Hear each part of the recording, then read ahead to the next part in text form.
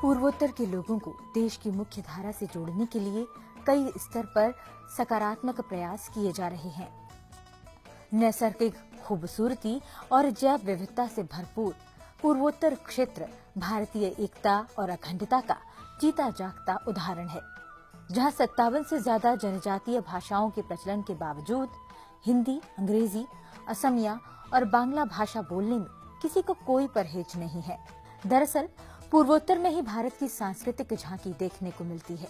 विविधता में एकता का एक नमूना है पूर्वोत्तर।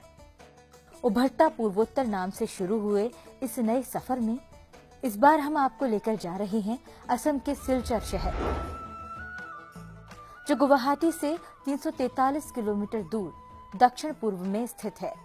मणिपुर और मिजोरम को जोड़ता ये शहर कई मायनों में खास है।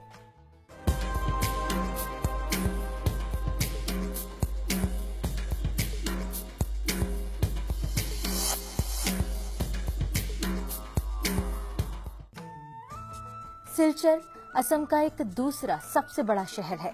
पूरा असम राज्य दो हिस्सों में बटा हुआ है, एक ब्रह्मपुत्र वैली और दूसरा बराक वैली। असम में कुल 33 जिले हैं, जिसमें से बराक वैली में 3 जिले कछार, करीमगंज और हैलाकांदी हैं। इस तरह सिलचर शहर बराक वैली के कछार जिले में आता है।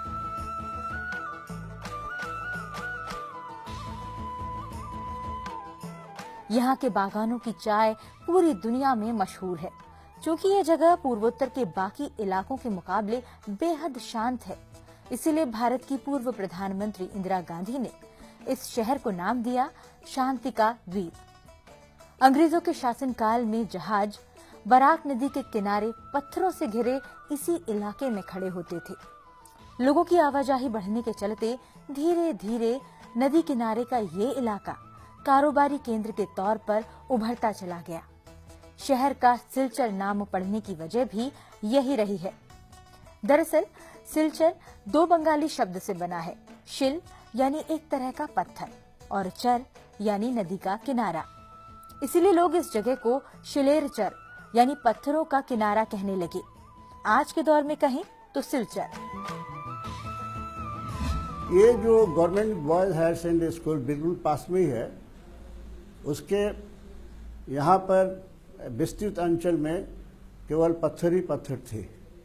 तो ऐसा भी कहा जा रहा है, जिसका कोई ऑथेंटिसिटी नहीं मिला है, कि ह्वेनसांग जब परिभ्रमण करने के लिए निकले तो उनका नौका पहले government boys higher secondary school के पास में ही लगा था।